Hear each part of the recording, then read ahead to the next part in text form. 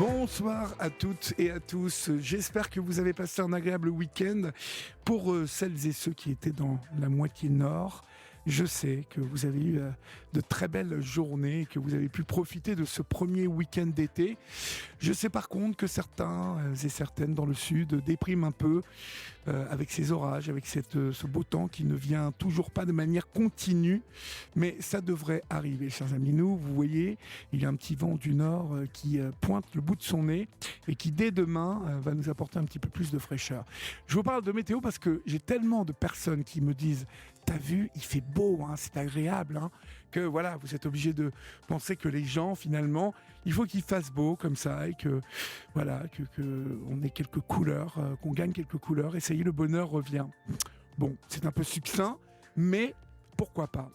Pour celles et ceux qui n'en ont rien à faire de ces considérations météorologiques et qui sont prêtes à m'expliquer ce qui ne va pas ou ce qui va dans leur quotidien.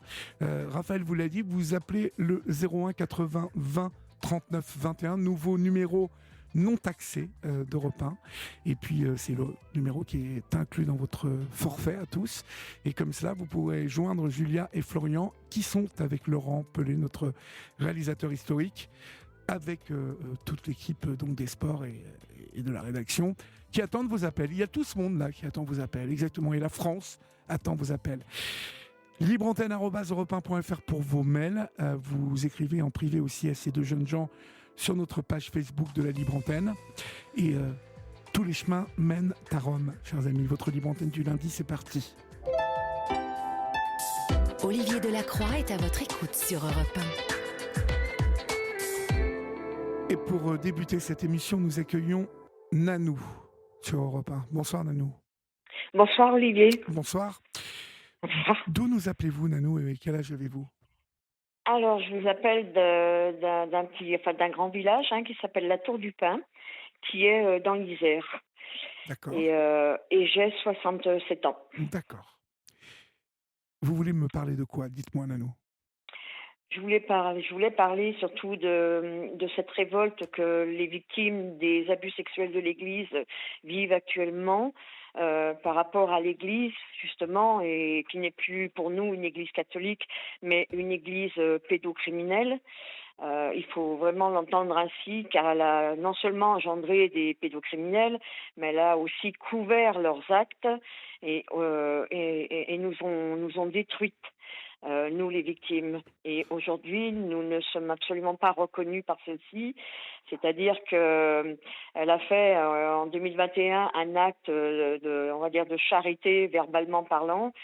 Lorsque le rapport Sauvé est tombé, bien sûr, des pardons, il y en a eu beaucoup, des bonnes intentions pour indemniser les victimes. Ça a été une des premières phrases. Et heureusement que nous avons été nombreux à l'entendre, sinon on se dirait aujourd'hui que nous avons rêvé. Donc oui, indemniser les victimes. Et aujourd'hui, 18 mois après, nous en sommes à zéro. Alors, il ne se passe rien. Alors, nous allons un peu remonter le temps, ma chère Nanou, et prendre votre histoire comme exemple et comme témoignage, puisque vous êtes vous-même, je crois, victime. Oui. Dans quelles conditions tout cela arrive, où, comment, avec qui? Chez moi, c'est un petit peu, on va dire, catastrophique, c'est-à-dire qu'il n'y a pas de père, il n'y a pas de mère. Où sont-ils à l'époque? Alors, bon, ma mère m'a abandonnée à la naissance et mon père, qui était en prison, s'est fait descendre à sa sortie très peu de temps après. D'accord. Donc, il ne restait que la grand-mère paternelle. Je pense que mon père a dû demander justement à sa mère, à cette époque-là, tant qu'il était encore vivant, de me récupérer à la pouponnière, qui était à la Boisse, dans l'Ain, et que lorsqu'il sortirait, il me reprendrait en charge.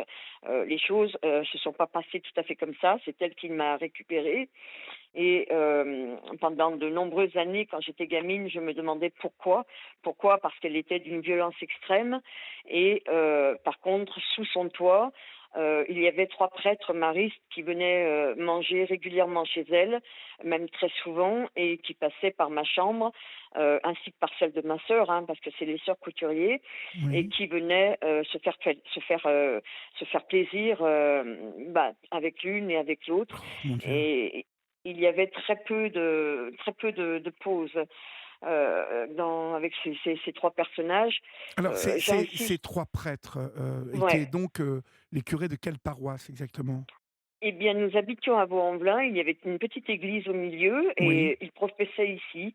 Et l'entrée, on va dire, de l'église était peut-être à 50 mètres de l'entrée de la maison où nous étions. C'est oui, un village avec des maisons construites en rond. oui. Et au centre, il y avait cette église. Et donc, ces prêtres, je pense qu'ils avaient déjà beaucoup de relations avec cette grand-mère et avait certainement le bras long. J'insiste aussi sur le fait que cette grand-mère m'a récupérée à 18 mois. Et aujourd'hui, en étant très adulte et en ayant eu 2 enfants, dont une fille, quand elle a eu 18 mois, justement, j'ai eu un flash. Et je me suis dit, mais pour quelle raison il se serait privé de commencer à me tripoter déjà à ces 18 mois? Puisque ma mémoire qui va au plus loin, je dis souvent que j'ai vécu là-dedans, j'ai grandi là-dedans, et je suis née là-dedans pratiquement. Ah oui. Donc, voilà. C'est-à-dire que Et vos souvenirs, en fait, ces souvenirs remontent à partir de quel âge dans votre mémoire? au plus loin, je pense que, je sais pas si à 3 ans, Trois ans. on commence à avoir de la mémoire, mais je me rappelle avoir eu la coqueluche, je me rappelle avoir eu la rougeole, je me rappelle qu'ils venaient déjà à cette époque-là, quand j'étais au lit, me tripoter. Je pense que, en fait, oui, je le dis tout le temps, je suis née là-dedans parce que je n'arrive pas à poser un âge précis de quand ça a commencé. Ce qu'il y a, c'est que je sais quand ça s'est arrêté, puisque c'est moi qui en ai décidé ainsi. Alors justement, vous allez nous raconter dans quelles circonstances, justement, vous êtes arrivé à stopper hein, ces agressions sexuelles, ces viols, hein, puisque on parle de viol Oui, là, clairement, oui, tout à fait. Oui, effectués par 3 prêtres, donc les 3 prêtres de la paroisse de Vaux-en-Velin à l'époque. oui, tout Euh, à fait. 3 prêtres donc qui passent d'une chambre à l'autre et qui tous les soirs hein, pratiquement vous violent. Oui, pratiquement tous les soirs, que ce soit Noël, que ce soit Nouvel An, que ce soit Pâques, ils étaient toujours dans cette maison et ils avaient même leur propre colonie dans laquelle j'allais. Ma sœur a dû y aller une fois. Moi, j'ai eu le droit d'y aller plusieurs années. Colonie de Et vacances, là, hein, colonie de en vacances. colonie de vacances qu'ils Oui, géraient eux-mêmes, hein, oui. c'était à Beaujeu et à Sainte-Foy-l'Argentière. J'oublierai jamais les noms. Et là, où je pensais enfin avoir un petit peu de bonheur, c'est-à-dire au moins déjà de manger, parce que chez la grand-mère c'est compliqué, et puis de boire quand j'ai soif et de me laver. Je ne pensais pas que même en colonie, dans un dortoir où nous étions peut-être 40 gamins, ça ne les empêchait pas de venir me chercher par la main et de m'emmener dans leur chambre. Et même quand on me dit oui, mais il y avait quand même bien des moniteurs et des monitrices, oui, bien sûr qu'il y avait ça, mais euh, ces moniteurs m'auraient vu euh, emmenée par la main par le curé, ils auraient peut-être dit qu'ils m'emmenaient aux toilettes ou que j'avais Oui, pleuré. oui. Donc même là, il n'y avait aucun répit. Vous voulez dire Ça, je qu'il y crois. avait une complicité des. Oui, D'accord. moi j'en suis persuadée. C'est pas possible que 3 prêtres puissent passer comme ça à tour de rôle. Il y en a qu'un qui a disparu, allez, je dirais vers mes 5 6 ans, j'ai su après qu'il avait été déplacé en Afrique et qu'il était décédé là-bas. Mais les 2 qui restaient, j'ai vraiment peine à croire qu'ils ne pouvaient pas se raconter ce qu'ils faisaient. Et s'ils ne le faisaient pas, ils étaient certains que l'un ou l'autre le faisait. Ça, Oui. c'est pas possible autrement, ouais. Bon, entre vous et votre sœur, combien d'années de différence toutes les deux? On a 18 mois, et ma sœur Hélène a 18 mois de plus D'accord, donc que moi. vous communiquez l'une et l'autre sur ce que vous subissiez? Oui, alors on communique entre gamines, c'est-à-dire que moi j'avais très honte de ce que je faisais parce que j'acceptais et je les laissais faire et ma sœur Hélène qui était beaucoup plus Alors moi, comme on dit, j'étais la pleurnicheuse et ma sœur était celle qu'on ne faisait pas baisser les yeux. Et elle me disait, il t'a tripoté, il t'a touché, il t'a... Oui, bon, t'aimes ça. Et c'était un peu cochon. Après, quand elle est partie de la maison, elle me posait encore la question, est-ce que les curés sont toujours là? Ben ouais, Hélène, décidément, elle me disait, ils aiment les blondes. Donc c'était encore un côté de Sous-entendu. culpabilité. Ouais, Ouais. voilà, sous-entendu. Et pour moi, j'arrivais pas à en rire. Ma sœur en riait parce qu'elle était sortie de cette horreur.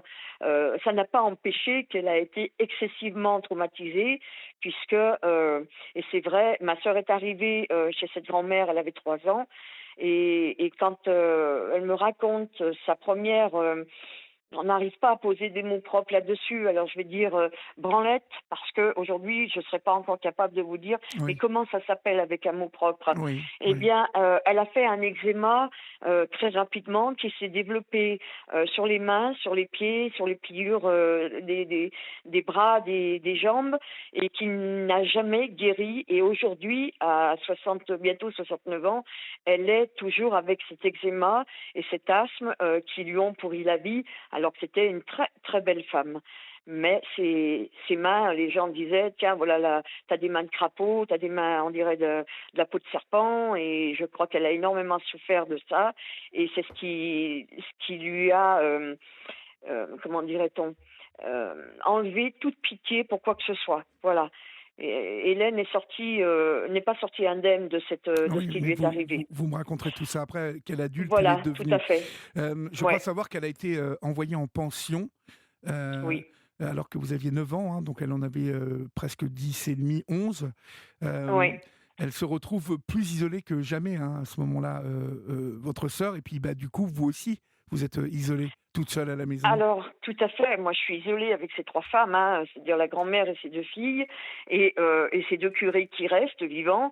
Et bien sûr que là, je suis l'appât. Voilà, je suis vraiment le plaisir de ces bonhommes. Et ma sœur, c'est un mal pour un bien qu'elle ait été mise en pension, Oui. parce que ça s'est arrêté pour elle. Voilà.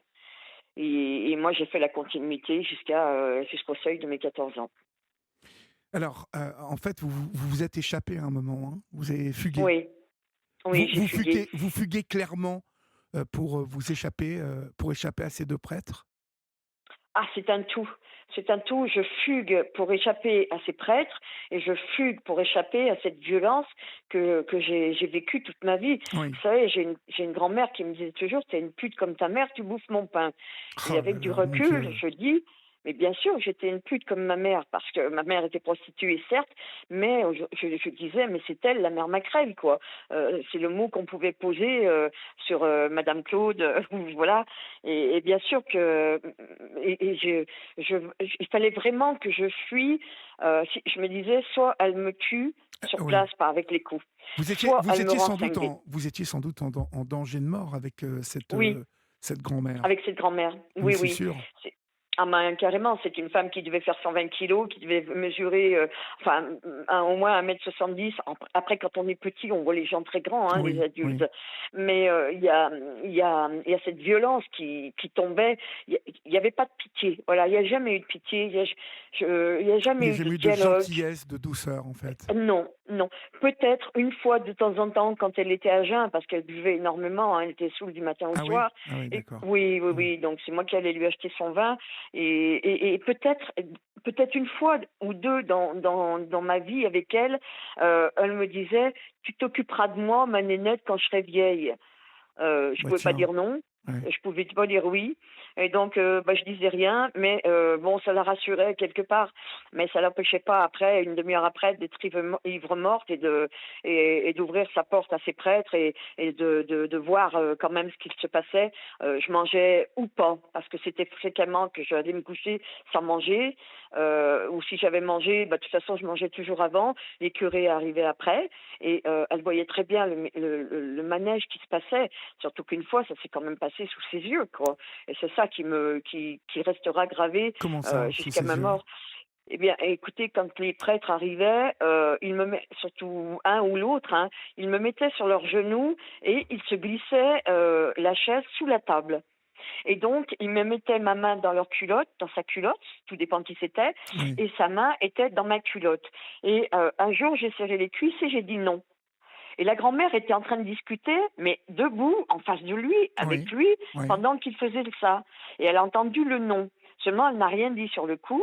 Donc après, je suis descendue des genoux. Ils ont mangé, ok. Moi, je suis allée à la cuisine le midi manger. Et quand ils sont partis, elle m'a dit, pourquoi tu as dit non au père Durieux?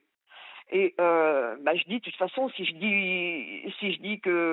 j'invente quelque chose, elle va me dire que je suis une menteuse. De toute façon, je prendrai une raclée. Et si je dis pourquoi, je prendrai une raclée aussi. Donc autant dire de suite, j'ai dit non parce que le père Durieux m'a touchée, parce que je ne connais pas les mots.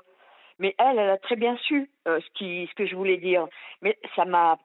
Bien sûr que j'ai eu le qualificatif, tu es une pire pute que ta mère, tu es qu'une salope, voilà. Oh là là. J'ai eu droit à un flot d'injures et d'aller me coucher, il devait être 14 heures, et à partir de ce moment-là, on ne me laisse pas avant le lendemain, soit pour aller à l'école, soit pas avant 11 heures, parce qu'elle n'a pas fini de cuver, quoi. Et voilà le contexte. Et là, je me dis, eh bien, je lui ai dit ça. Maintenant, j'ai plus qu'une chose à faire, c'est me taire. Continuer à me taire. Et puis, elle aimait bien, le samedi, elle me punissait, elle m'envoyait à la cave. Mais même à la cave, il venait me voir. Le pire, c'est qu'il venait me voir le samedi après-midi dans la cave. Et vulgairement parlant, il me profitait, il me sautait, quoi. J'ai pas subi le pire. Le pire arrive après. Mais après, le soir, il fallait par contre que j'aille me confesser. Et quand j'étais dans le confessionnal, il me sortait par le bras, il m'asseyait sur les genoux, ou je me mettais à genoux, et il fallait leur faire plaisir, tout dépend de qui faisait la confession. Mon Et Dieu. le lendemain matin, il fallait aller à la messe. Par contre, on vous donnait le corps du Christ. Et c'est là où je dis, non seulement j'apprends pas la religion, je ne sais pas ce qui se passe au niveau des catholiques, la messe, qu'est-ce que ça veut dire? On me donne le corps du Christ, mais j'ai tellement faim que j'ai l'impression que ça aura bon goût, et en fait non, cette hostie est insipide et ne me remplit pas l'estomac. Oui. Donc le corps du Christ aujourd'hui ne m'a jamais rempli l'estomac. Mhm. Voilà ce qu'il en était. Vous avez fugué, Nanou. Vous avez fugué à Oui, l'âge de 13 ans. oui, Ça va tout être à fait. votre salut, hein, ça. Ah oui, c'est ma première nuit dans une chambre avec une porte fermée. Ça va être mon salut, bien évidemment, ça va être une renaissance. Et je dis toujours, je suis née à 13 ans, parce qu'à partir de mes 13 ans, ma vie a complètement changé. Je suis arrivée, ma sœur était déjà dans ce centre d'accueil, et chaque fois elle venait, rarement, mais quand elle venait, elle me disait, mais qu'est-ce que tu fais encore là, Nanou, tire-toi, tire-toi. Et elle m'avait donné l'adresse, il m'avait donné le numéro du bus Oui. qui montait à la Duchère à Lyon. Et là, eh bien, un soir, la veille au soir, où je rentre avec 20 minutes de retard, la grand-mère est derrière la porte, et je peux dire que elle me fracasse. Elle me fracasse avec le manche à balai. Ça suffisait pas. Elle prend la laisse du chien qui était avec des anneaux en ferraille. Et là, quand je vais dans ma chambre, je suis bien sûr au lit sans manger, et je me dis, c'est la dernière fois. C'est la dernière C'est fois. la dernière fois et ça sera la dernière fois. Et vous allez Et ce sera là. Ah ouais. m'expliquer la suite justement de la préparation, hein, de cette fugue et les conséquences de cette fugue. On va marquer une Mais petite pause et puis on se retrouve dans quelques oui, secondes. À tout de suite, tout à Nanou. fait. À tout de suite. 23h30 sur Europe 1. Vous avez eu le carillon de 23h30. Vous êtes gâtés ce soir, chers amis. Nous sommes avec vous, Nanou. Vous préparez donc cette fuite. C'est la dernière nuit. Hein, vous venez de vivre des violences avec cette grand-mère qui ne cesse de vous insulter. Euh, cette nuit-là, vous décidez de partir la nuit même. Comment est-ce que vous préparez votre fuite? Honnêtement, j'ai fait aucune préparation. Je me suis dit, demain, je ne rentrerai pas. C'est fini. D'accord. Donc, comme j'étais déjà au collège, j'étais en quatrième à cette époque-là. Je suis quand même rentrée le midi pour manger. Et là, exceptionnellement, elle me donne ce qui n'était jamais arrivé de ma vie, un sachet de cacahuètes pour le goûter au collège. Et le soir, je ne suis pas rentrée. J'ai pris le bus qui montait à la Duchère, au centre d'accueil. Oui. Et là, je sonne, effectivement, et le directeur m'ouvre et se doute de qui je suis, parce que ma sœur avait dû lui dire à un moment ou à un autre, Un jour, elle arrivera. elle arrivera, voilà. Donc, il ne me pose pas pas spécialement de questions. Il me donne surtout une chambre, du linge, de quoi me doucher, tout ce qu'il faut, brosse à dents. Et je passe ma première nuit vraiment en toute quiétude. Et c'est la première nuit, et pourtant je vais avoir 14 ans, où je ne suce plus mon pouce. Ah oui, Voilà, je ah oui, dormais encore en suçant mon pouce. oui. Et cette nuit-là, c'est fini. C'est fini. Il n'y a plus de pipi au lit, il n'y a plus de sucer son pouce. J'ai grandi dans ma tête. Et là, je passe effectivement des jours heureux.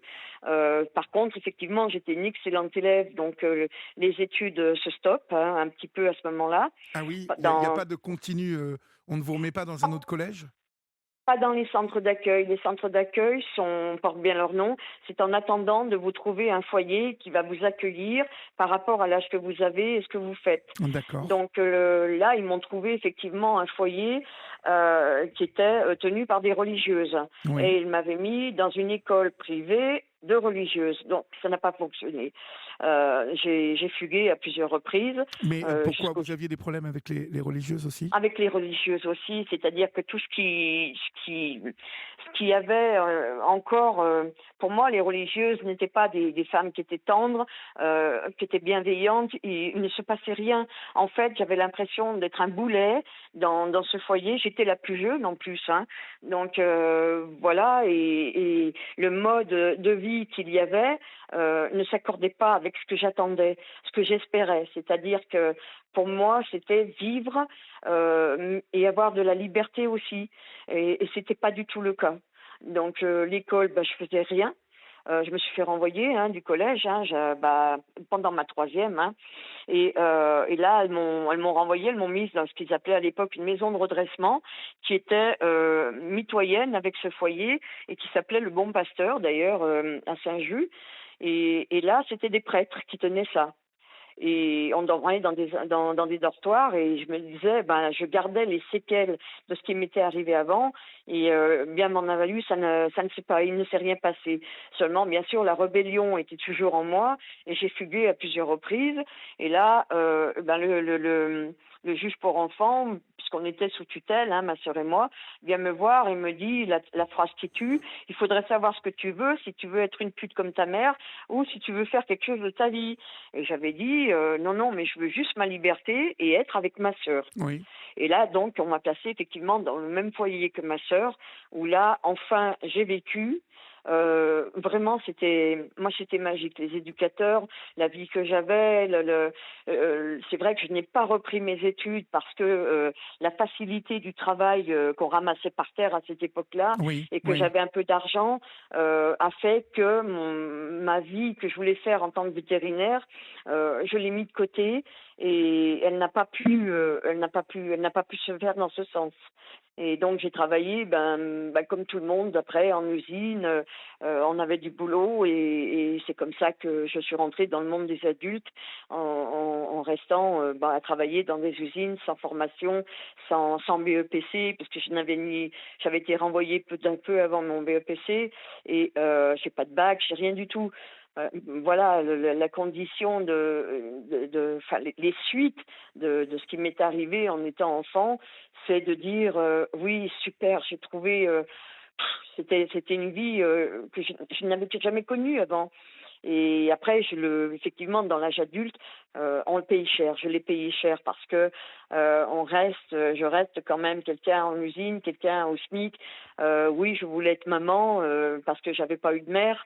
Mais là, votre vie d'adulte est complètement chamboulée. Il faut pas rêver, hein. J'allais vous demander comment vit-on ensuite, libéré de ces chaînes et de ces horreurs, Mm, mais comment vit-on après? Parce que je sais que vous n'en parliez pas après. Votre sœur était votre seule confidente oui, et vous avez caché pratiquement toute votre vie. Et on va le voir ah oui, à partir de 2016 avec l'affaire Prénat à Lyon, oui, euh, oui. qui va éclater. Mais toutes ces années, on craint quoi? Alors, On craint quoi lorsqu'on n'en parle pas comme ça, lorsqu'on tait ça? On craint d'être attrapé par la toute-puissance des prêtres, de l'Église. Qu'est-ce que vous craignez? alors, très honnêtement, je vais vous dire déjà, c'est ce que je dis tout le temps, je suis née, je pense, une enfant gay, qui aime faire rire et qui rit. Donc, à l'extérieur de cette maison, oui, je fais rire l'école, je fais rire les élèves, mais je grandis comme ça. Et enfin, je n'ai jamais eu peur ou craint quoi que ce soit parce que cette gaieté, cette envie de vivre, j'ai toujours aimé la vie et j'ai toujours été la joie de vivre à quelque part et j'avais vraiment besoin de passer au-dessus justement de ce qui m'était arrivé. Donc en fuguant et en étant moi-même dans un foyer heureux, et cette histoire, je l'ai gardée bien enfouie dans cette carapace. Je n'en ai jamais parlé au directeur de foyer. Le seul à qui j'ai dit un jour, quand j'ai fugué, tu veux retourner chez la grand-mère et la grand-mère était présente, j'ai dit non. Pourquoi? Parce que le père Durieux me touche et il était présent et il y avait le juge pour enfants, mais on a totalement ignoré ce que j'avais à dire. Donc après ça, si vous voulez, comme je mangeais, je buvais, je dormais, j'avais des copines en foyer, on vous emmène, on vous fait vivre une vie.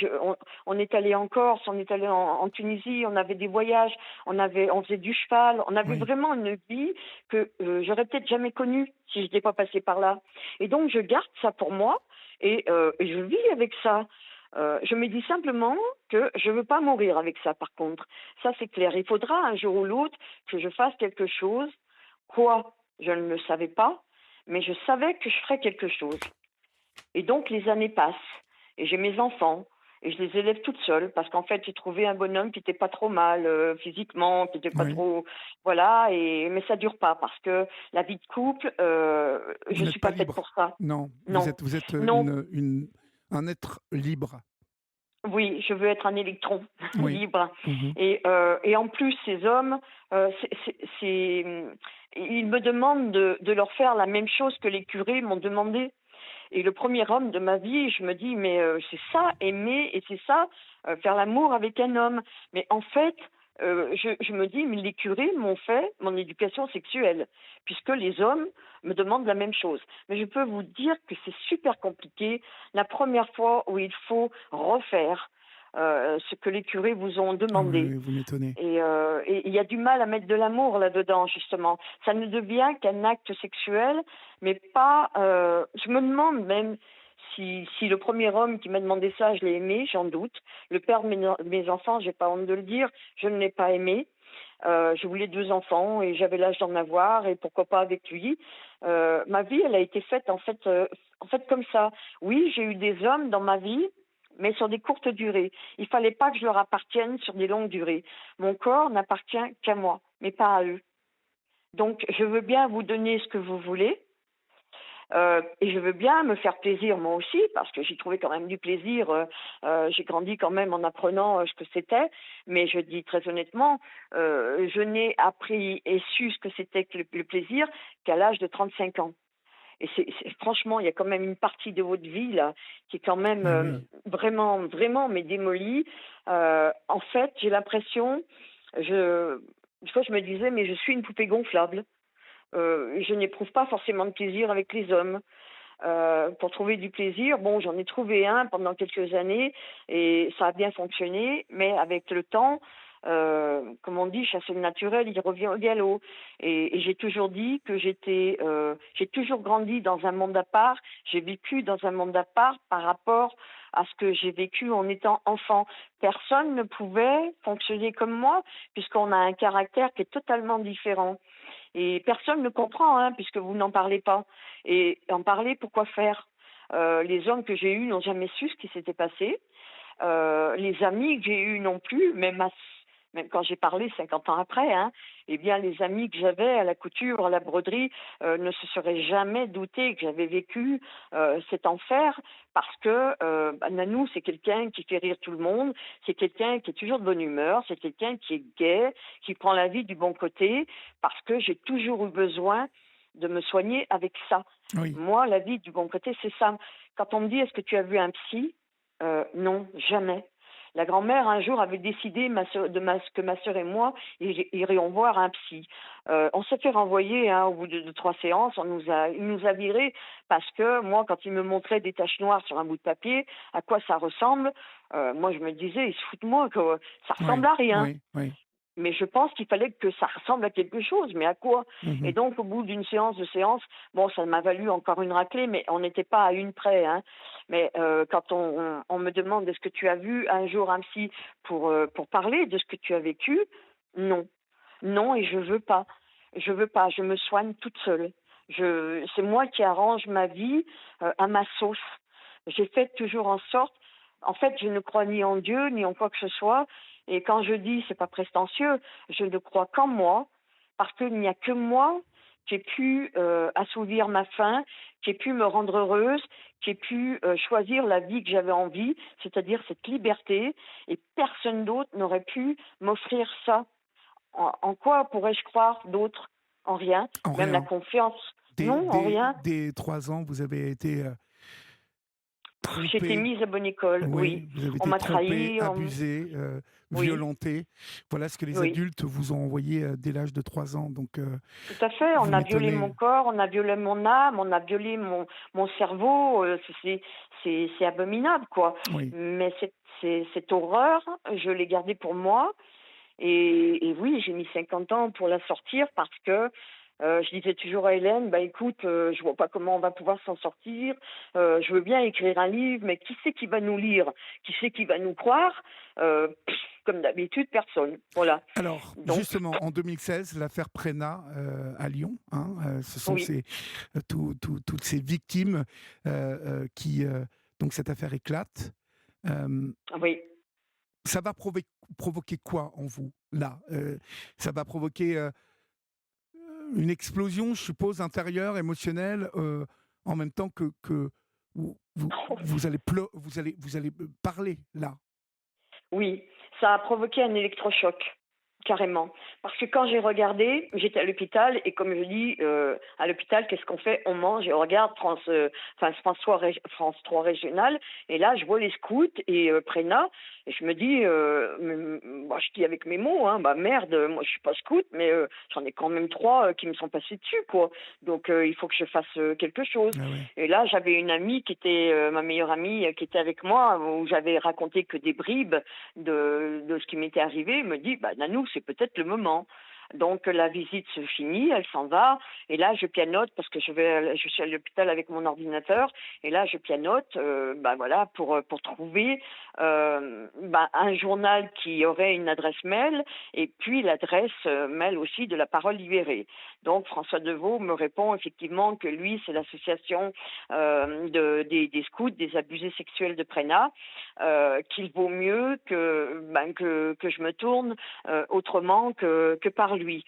Et il me conseille là-dessus, donc je prends note, et puis après, j'ai France 3, à qui j'avais trouvé cette adresse mail, qui m'appelle peu de temps après ce mail, et qui, je vais le dire, c'est Sylvie Cosolino qui m'appelle et qui me dit, Nanou, on a eu votre lettre, on l'a fait passer au psy avant et mon directeur m'a dit que je pouvais aller dans votre histoire. Ok. Ok, pas de problème. Et là, on se raccroche. Mais là, je me dis, mais Nanou, mais non, que quelqu'un t'a entendu, il va falloir que tu emmènes de l'eau au moulin. Parce que ce que tu dis, il faut que ça soit cru quand même, puisque jamais personne t'a cru. Bien sûr. Donc, il faut quand même que tu aies un minimum de preuves. Et à moi de commencer les recherches sur les habitants de Vaux-en-Velin, avec les noms dont je me souvenais, et particulièrement du Café de la Soie, où la grand-mère allait régulièrement le dimanche. Il y avait des gens qui jouaient, ça s'appelait la boule en soie. Et là, j'appelle, et je sais très bien que je ne vais pas tomber sur les parents, puisque les enfants avaient le même âge que moi, en fait. Et là, je tombe sur Michel. Et je demande à Michel, bonjour, je dis pas qui je suis, hein. Et je dis, je voudrais simplement des renseignements. Je voulais savoir si le père Durieux, le père Fouché, le père Blanc ont bien professé à Vaux-en-Velin dans la petite église. Et là, il me dit oui, bien sûr. Pourquoi? Bah, je dis parce que je voudrais bien savoir ce qu'ils sont devenus. Ah, il me dit là, moi je peux pas vous renseigner, mais moi je raccroche, mais je suis contente de savoir qu'ils ont existé, ce qui enlève encore les derniers doutes qu'on peut se mettre, nous, victimes, comme quoi j'ai peut-être inventé, c'est peut-être des noms que j'ai inventés, enfin je ne suis même pas sûre de moi, mais là je suis super contente déjà, c'est un premier pas. Maintenant, Nanou, maintenant que ces curés, ils ont vraiment existé, il va falloir que tu les retrouves. Donc là, j'appelle Fourvière, je leur demande, et là, ils me disent que non, les maristes ne dépendaient pas d'eux, mais ils dépendent de Paris. Donc j'appelle Paris. Paris me dit, eh bien, on a perdu leur trace. Donc je fais le cimetière par Internet, c'est un mausolée, et sont gravés les noms en lettres d'or de tous les maristes qui sont enterrés. Et je le lis une fois, deux fois, trois fois, et je trouve rien, quoi. Mais je me dis, mais qu'est-ce que je vais donner à Sylvie pour, voilà, mais je perds pas le nord, je garde cette pugnacité, et là, je tombe, mais un heureux hasard, j'ai quand même un côté chance, franchement, je tombe sur l'annuaire des maristes, et là, je tombe sur un Louis Blanc. Date de naissance, je me dis, bah bon sang, il correspond à la date de naissance de la grand-mère, 1909, Oui. et donc j'appelle. Et là, je dis, vous êtes bien le père Louis Blanc? Il me dit, oui, oui. Et je lui dis, vous avez bien professé À Vaux-en-Velin. à Vaux-en-Velin? Oui, oui. Et il me dit, qui vous êtes? Bah, je lui dis, je suis Madame Martin, je lui donne pas mon nom. Oui. Et il me dit, qu'est-ce que vous voulez? Moi, je lui dis, on est en train de faire, avec les anciens du quartier de la Cité Tave, un petit documentaire sur nos prêtres qui nous ont baptisés, ils nous ont appris le catéchisme, ils nous ont fait les communions, ils nous ont emmenés en colonie, que sont-ils devenus? Et là, il me dit, bah, écoutez, j'ai une mémoire, j'ai plus de jambes, mais j'ai une mémoire d'éléphant. Si vous voulez, je vous donne un rendez-vous. Bon, j'ai dit, ben oui, pas de souci. Donc, rendez-vous est fixé pour le 20 juin. Et là, j'appelle Sylvie et je lui dis, ben écoute, on se tutoie à force. Et je lui dis, ben j'ai rendez-vous, si ça te va pas, tu me le dis. Elle me dit, surtout, non, non, n'annule pas. Et elle me dit, ben on se donne rendez-vous devant la maison où se sont passés les faits. Ok, pas de souci. Donc l'adresse est donnée. Et là, je vois France 3 qui arrive avec la caméra, avec les. Je m'attendais moi à une petite femme qui allait arriver avec un carnet, un appareil photo. Jamais je me serais attendue à ça. Et je me dis, Nanou, mon Dieu, tu es vraiment cru. Et ça, c'est magique. C'est un cadeau de la vie. Et l'après-midi, donc j'ai rendez-vous avec le prêtre. Une fois qu'on a fait notre tournage, on a rendez-vous avec ce curé à 14 heures. Mais on n'y va que toutes les deux, Sylvie et moi, en caméra cachée. Et donc là, je rentre. Et je respire à fond. Je dis, ne lâche pas tout de suite. Et là, donc, je lui serre la main, il me serre la main. Donc, vous êtes qui, Mme Martin? Ok. Et là, je commence. Hein. Vous vous rappelez de Mme Sarrazin? Donc, c'est la grand-mère paternelle. Oui, oui, oui, Mme Sarrazin, quelle brave femme, ok. Vous vous rappelez de ces deux filles, Arlette et Michel? Oui, oui, oh, bah alors, hein, puis elle est veuve en plus. Et vous vous rappelez de ces deux petites filles, Hélène et Nanou? Oh, bah oui, avec leur père en plus, tout ce qui s'est passé. Oh, c'est Mme Sarrazin, quelle force, quel courage et tout. Bah, j'ai dit, écoutez, maintenant, on va parler de choses moins rigolotes. J'ai dit, je suis Nanou. Et là, bah, c'est là où il s'effondre dans son fauteuil. Hein. Et là, il devient amnésique et puis il devient en même temps à moitié aveugle puisque je lui mets une photo de Mme Sarrazin avec ses deux filles et moi-même peu de temps avant que je fugue. Et là, sa seule réponse, c'est «Oh, ben non, mais ça me dit rien». Et il y a Sylvie qui Bah pousse tiens. derrière en disant «Voilà». Et elle lui dit «Mais vous avez rien à dire à la petite Nanou?» Ah bah ça me dit ah bah non, je vois pas. Alors il s'affale au fond de son fauteuil et du blanc il devient rougeau et les mains sur le ventre. Et là je dis ben écoutez oui je suis Nanou, j'attends pas de votre part un pardon, mais vous m'avez quand même fait des choses qui n'étaient pas catholiques hein, quand j'étais gosse. Hein. Donc il me dit ah oui mais je vous ai jamais agressé. Et là le cri du cœur et donc ça passe pas à la télé, mais je lui dis le cri du cœur c'est que une petite fille, à partir de son plus jeune âge, qui branle, qui suce et qui se fait sodomiser par des curés, c'est pas de l'agression. C'est Et quoi là, alors? C'est quoi c'est alors? quoi alors? Expliquez-moi. Et puis là, ce grand silence. Mais je lui dis, mais vous pensez que les enfants mentent sur ce sujet-là? Et il me dit, ah oui, madame, les enfants mentent. Non, mais je lui dis, puis de toute façon, il me dit, en ce moment, on en a après l'église, avec les scouts et tout. Je lui dis, mais vous savez, j'en ai pas après l'église, j'en ai après vous. Donc c'est une histoire personnelle entre vous et moi.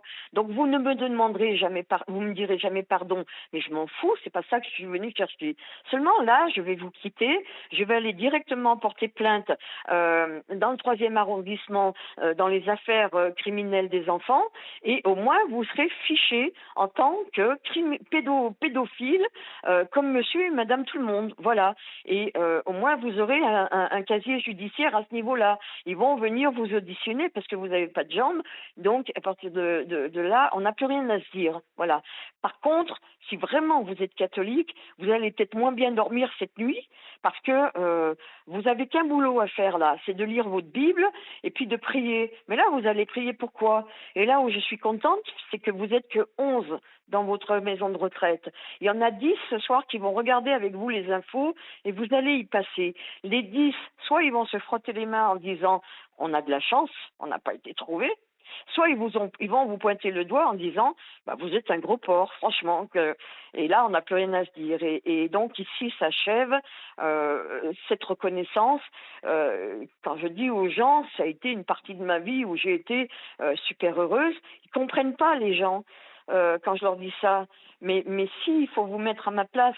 On m'a toujours dit toute ma vie que j'étais une pute comme ma mère, que je mentais, même ses filles, à 47 ans, un jour j'ai dit à une de ses filles, Mimi, il faut que je te dise un petit peu, quand je lui ai dit, elle m'a dit que j'étais une salope pire que ma mère, que sa mère devait se retourner dans la tombe si elle entendait ce que j'étais en train de dire.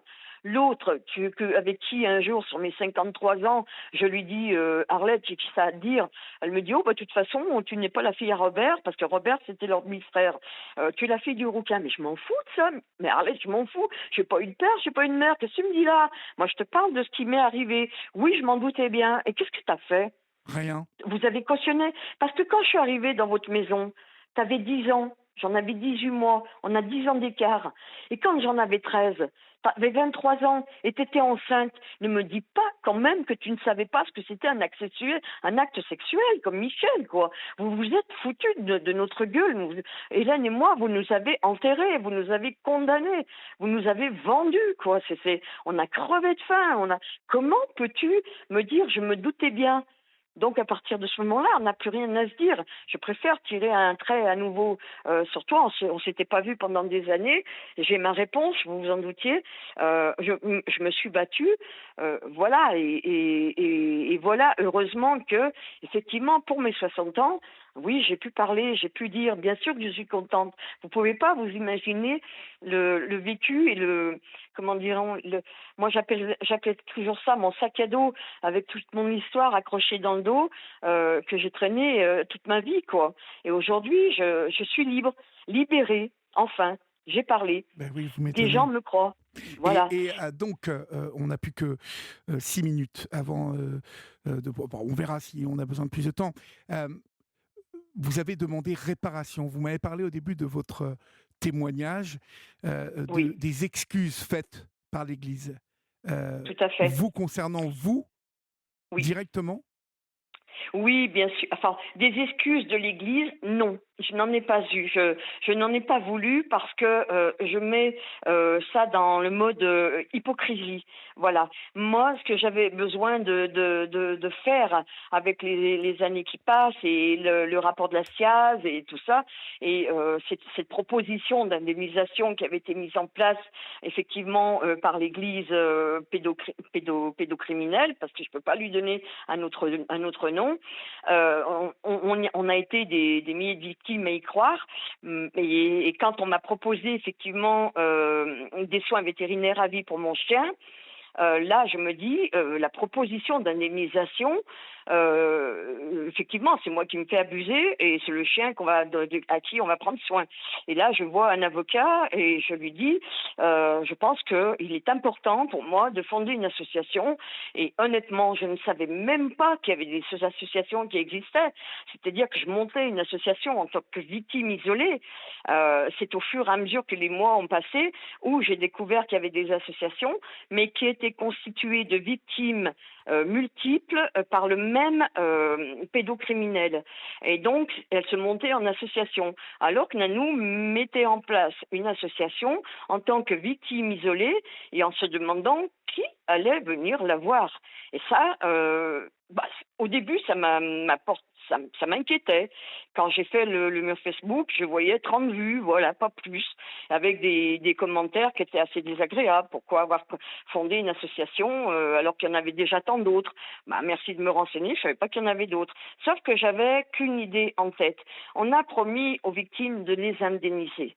Ça, c'était important pour toutes les victimes, quelles qu'elles soient, religieuses, religieux.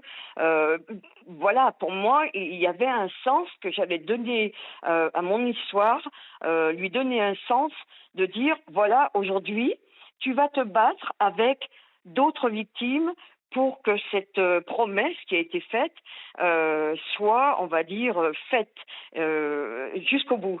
Et malheureusement, oui, j'ai dans l'association, ce sont toutes des victimes isolées qui se sont mises dedans, qui discutent sur un groupe de parole. Quand on me contacte, oui, je lis des histoires qui sont vraiment pas drôles.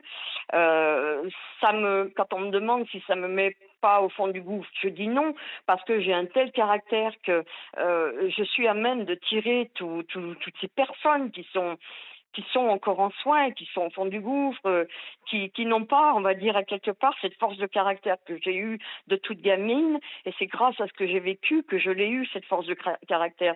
Donc, faisons profiter les victimes, Nanou, tire-les et bats-toi. Et bien sûr que c'est une bagarre que je mène chaque jour et que tant que nous n'aurons pas gain de cause, il est hors de question, je ne lâcherai jamais. Et je suis là pour les défendre, et je suis là pour être contre ce qui s'est mis en place, en l'occurrence donc l'Église qui ne tient pas ses promesses, qui s'est débarrassée, comme je dis, royalement du bébé en nommant 2 instances, parce que c'était beaucoup plus simple pour elle. On était loin de ses promesses à partir de ce moment-là. C'est-à-dire que ces 2 instances, l'INIR et la CRR, se mettent en place et décident elles-mêmes comment elles vont indemniser les victimes. Donc la CRR, elle, c'est les congrégations, c'est d'elle dont je dépends moi. Hein. Oui. Et puis l'INIR, c'est les diocèses. Et l'INIR est la plus sauvage parce que la CRR travaille en sous-marin, donc on ne sait pas trop comment elle fait, mais elle fait pareil, hein, elle gruge les victimes de toute façon. Hein. Et l'INIR, elle, qui dit fièrement, oui, c'est moi qui ai décidé de mettre un plafond à 60 000 €, l'indemnisation des victimes. Et là, moi, ça me met hors de moi, parce que quand vous voyez des victimes qui ont été en soins psychiatriques, elles le sont toujours, elles le seront jusqu'à la fin de leur jour. Elles ont, quand on a fait les calculs une fois pour une victime, sur 10 ans, 160 000 € reste à charge au niveau des soins. 60 000, ça correspond à rien, quoi. Ça veut rien dire. Pour qui nous prend-on aujourd'hui? Vous avez des personnages qui disent « Ah oui, mais vous ne pensez qu'à l'argent ». Non, oui, vous avez raison. Nous pensons qu'à l'argent, mais cet argent s'appelle justice. Et cette justice, on nous la doit. Je suis désolée. L'Église s'est engagée. Elle ne tient pas ses promesses. Donc, effectivement, par tous les moyens, la publicité, la guerre, le combat, il ira et il ne s'arrêtera jamais. Et de toute façon, vous avez tout à fait raison. Ce n'est que justice. La position des prêtres à l'époque étant la toute-puissance, d'autant plus sur 2 enfants orphelines habitant chez une grand-mère totalement ivrogne et totalement désociabilisée. On va marquer une pause pour laisser passer l'info, Nanou, et on va conclure après, d'accord? Tout à fait, pas de problème, oui. À tout de suite. Il est minuit passé de 5 minutes, vous êtes sur Europe 1 et c'est votre libre antenne jusqu'à 1h du matin. Vous pouvez bien évidemment continuer à nous appeler au 01 80 20 39 21 ou nous adresser vos SMS comme vous le faites nombreuses et nombreux ce soir pour supporter le témoignage de Nanou, témoignage assez exceptionnel où l'on voit qu'il reste encore beaucoup de choses à faire pour ces petites victimes d'il y a 50 ans, 60 ans.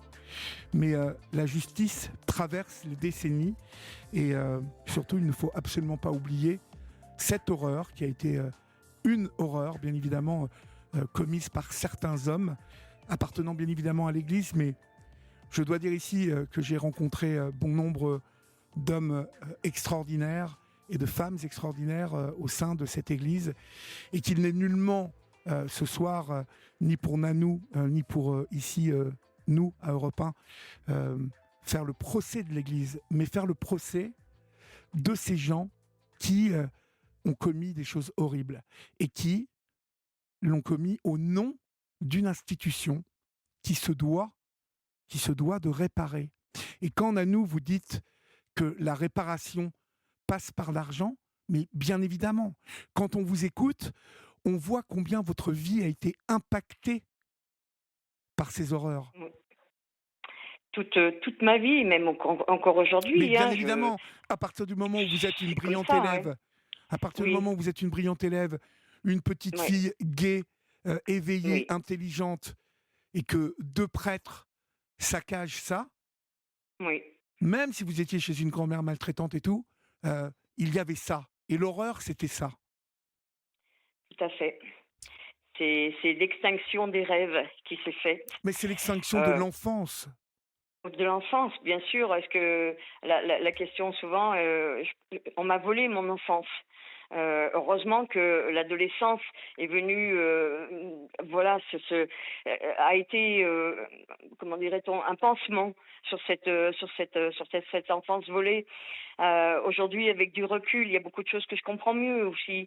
C'est surtout la chose la plus compliquée, par contre, que j'ai du mal, c'est de me dire, ces prêtres, quand ils abusaient de moi, ils n'avaient que 35 ans quand même. Mais oui, C'est, mais c'est quand, et 35, voilà, 40 ou 60, je vais vous c'est dire, affreux. Nanou. C'est affreux, C'est quoi. Ouais. affreux et ils le faisaient. euh, ils étaient en soutane quand ils venaient chez vous, ils étaient habillés en Mhm. prêtre. Donc Ben ils le oui, faisaient oui, au oui, nom. Enfin, ils étaient dans une institution qui se doit oui, aujourd'hui et qui a les moyens de réparer. oui, Vous, tout à vous fait. êtes identifié dans l'association qui est la vôtre aujourd'hui Oui, et qui est l'association Tous Ensemble, hein, oui. les abusés sexuels de l'Église. Vous êtes combien à peu près? Alors, j'ai encore une victime qui vient de rentrer aujourd'hui. Donc, dans l'association, on va y être 44 maintenant.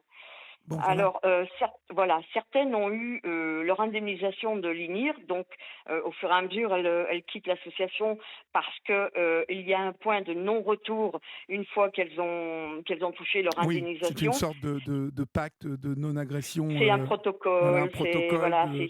c'est abominable. Oui. C'est abominable parce que ces instances servent et protègent surtout les fonds de l'Église. Euh, Rappelez-nous ce que c'est que l'INIR. Rappelez-nous ce que c'est. Alors, l'INIR, alors, j'aurais du mal à vous dire le mot exact, la définition exacte de INIR. Bon, je vais vous dire Non, mais juste les me deux donnez pas dernières. la définition exacte. C'est Voilà, un. ça sert à rien. c'est- Mais c'est une instance donc qui est pour l'indemnisation des victimes des diocèses. Voilà, des D'accord, mais prêtres des c'est diocèses. c'est une institution qui dépend de l'Église catholique ou qui dépend de l'État? Ah non, elle a été nommée par l'Église. C'est-à-dire, c'est ça qui est fou, c'est qu'elle a été nommée par l'Église, aussi bien l'INIR que la CRR, ce sont deux instances qui travaillent pour l'Église. Et non, ça n'a rien à voir, c'est pas étatique du tout, c'est pas la loi D'accord. étatique. Donc c'est l'Église Voilà, qui paye. exactement, c'est l'Église qui paye. Mais là, la question elle est, l'Église a dit qu'elle payerait, elle paye, mais pourquoi avoir posé un plafond aussi bas pour les victimes? Parce que C'est c'est une quoi église le pour plafond? 60 000 euros. 60 000 euros. D'accord. Voilà, voilà. Donc, il est difficile de concevoir une somme aussi ridicule, parce qu'on appelle ça des miettes de pain.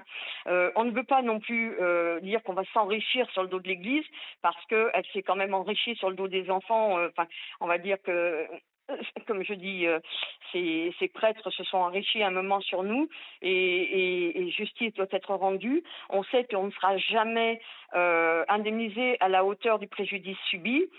Toutefois, pour le prouver, je passe actuellement une expertise médico-légale qui est faite par un expert médico-légal qui va justement dire, voilà, Madame Couturier, l'impact sur sa vie a été ça et ça et ça. Ça sera au moins écrit et dit par une personne habilitée à le faire. Or, aujourd'hui, qu'est-ce qu'il se passe? Ces deux instances, l'INIR et la CRR, ont mis en place deux questionnaires. Les victimes s'auto-évaluent. Donc, ces questionnaires, c'est le nombre D'agression. de fellations, le Oui. nombre de sodomies, le nombre de... Enfin, des trucs qui sont Incroyable. super dégoûtants et que Difficile.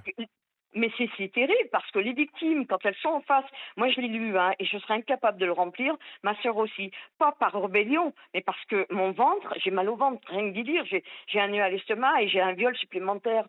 Et on demande aux victimes de remplir ça. Les victimes sont tellement à l'envers déjà par leur passé, elles remplissent ça avec je ne sais pas trop quoi répondre, voilà, et l'instance va indemniser en fonction des réponses données. Et je vous garantis que la moyenne d'indemnisation, elle est quand même de 32 000 euros. Comment pouvons-nous rester comme ça, impassibles devant ces décisions? Ouais. C'est un grand n'importe quoi. Pour des On dizaines se fout de nous. dizaines de branlettes, de fellations et de Eh bien, sodomie, pour des centaines 30 de 000 viols, euros, 30 000 euros eh pour ben tout moi je ça? dis, je suis pas d'accord. Non, Et vous je me avez raison. battrai pour, voilà, je me battrai pour moi. Et derrière Alors, moi, il y a plein de victimes, ouais. l'INIR a pour objectif, donc l'INIR a été nommé le 8 novembre 2021. Oui, C'est une instance nationale indépendante oui, de tout à fait. reconnaissance et de réparation, Réparation. issue de la décision du 8 novembre 2021 prise en assemblée plénière par la Conférence des évêques de France.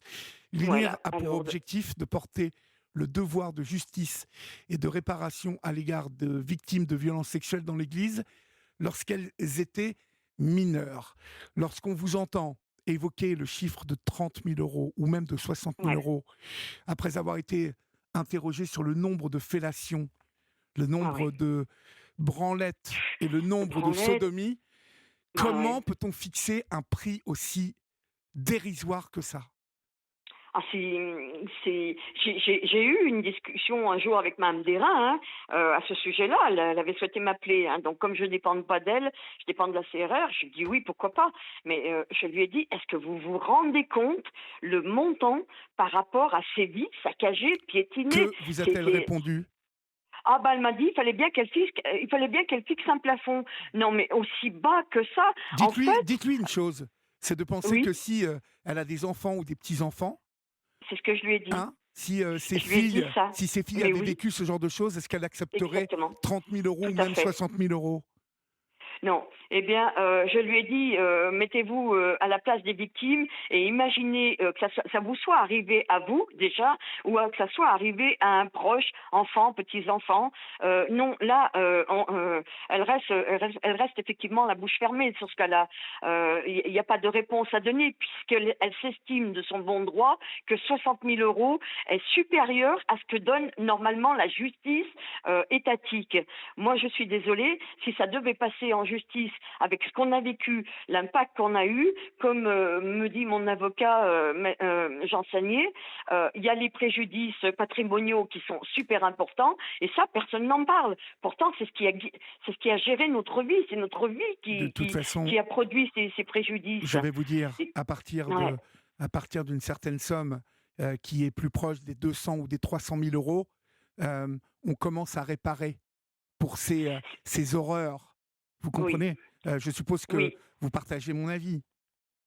Je vous donne raison parce que vous savez, mon rêve, c'est de toucher au moins 300 000 euros pour que je puisse m'acheter un toit sur la tête et que je n'ai plus de loyer à payer. Et que vous n'ayez Voilà où plus à j'en suis. voir avec ces horreurs. Voilà. Eh ben, plus rien à voir. Je Mais tourne vous la savez, page. dans ce monde, Oui, malheureusement, tout se monnaie et ce sont les plus faibles euh, à qui l'on propose des, des sommes aussi dérisoires que ça, qui sont insultantes. oui, C'est une c'est deuxième vrai. fois, c'est une deuxième fois, un Oui, viol et une insulte à l'égard des victimes.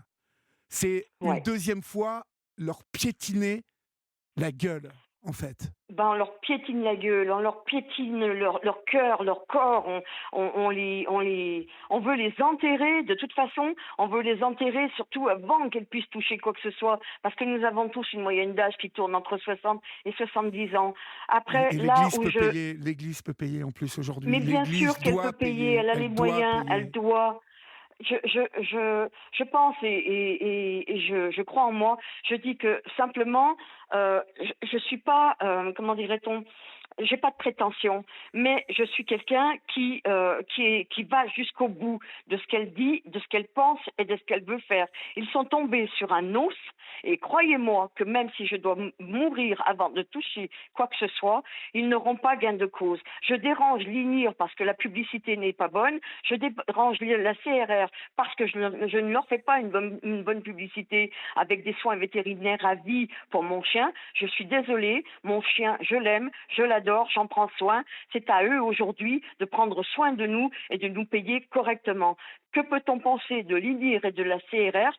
Pour moi, j'appellerais presque ça une prostitution déguisée. C'est tout ce que je peux en tirer, parce qu'on n'a aucune empathie, on n'a aucune bienveillance. Il ne se passe rien entre ces deux instances et les victimes. Quand elles en ressortent, elles sont 2 fois plus Mais blessées oui, qu'elles abîmé, n'en sont bien rentrées, bien évidemment. sûr. Et c'est comme ça qu'elles atterrissent dans l'association. Demandez à une victime si elle se rappelle aussi quand elle avait 3 ans combien de fellations elle a fait. Hein, Mais c'est ça. entre ses Comment on 3 ans et peut... ses 13 ans, combien de fellations Parce que... avez-vous faites? Combien de branlettes avez-vous faites? Combien de fois vous a-t-il violé? Non mais mais c'est ça. on est dans un monde de dingue. De dingue. De fou, ces bouches de limaces qui se collaient sur la vôtre en disant chut, parce qu'il fallait pas qu'on dise quoi que ce soit, que je parle trop fort ou que je pleure ou que je crie. Mais derrière moi, il y a d'autres cas qui sont sans doute identiques, pire. On n'est même pas dans le pire ou le moins, on est dans la victime. Et je vais vous dire, Nanou, quand j'ai dit tout à l'heure que j'avais croisé bon nombre, vous savez, j'ai fait toute ma scolarité chez les curés, moi. Hein. Donc, et puis, je n'ai cessé tout au long de ma vie de rencontrer des hommes et des femmes de foi. Oui. Et ça n'est pas le procès de l'Église qu'on fait ce soir, encore une fois, je le répète. J'ai rencontré des gens admirables. Et je rencontre toujours des gens admirables qui ont une foi qui, même si j'ai du mal, moi, à récupérer cette foi que j'ai perdue, me touchent, en tout cas m'aiguillent, font des petites choses qui m'éclairent sur mes quêtes. Mais là, c'est le procès d'hommes qui ont fauté et qui, comme aujourd'hui, je ne sais pas, moi, un mec qui est... je sais pas, ils contrôlent un barrage. Hein, ils sont 4 ou 5 à contrôler un barrage, et puis ils font une connerie, et il y a un village qui disparaît sous les flots.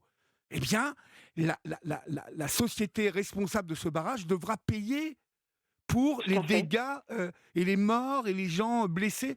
C'est la même chose. Exactement. Moi, je ne sais pas si vous vous souvenez ou vous avez entendu parler de cette histoire. Dans l'école à l'île d'Abo, donc dans l'Isère, ce directeur d'école qui abusait de ses enfants qui avaient 8 ans là, au CP. Voilà. Le bonhomme, je suis désolée, mais qu'est-ce qu'on fait? On le ramasse, on le met en prison, il sera jugé un jour, il aura des indemnisations à verser aux parents, aux enfants et tout. Il s'est suicidé. Bon, il s'est fait justice lui-même, mais en règle générale, dans la justice, c'est comme ça que ça se passe. Pourquoi? Alors oui, comme vous me dites, on ne fait pas le procès de l'Église. Mais pour nous, les victimes actuellement, qui nous soutient? Oui, personne. Bien évidemment.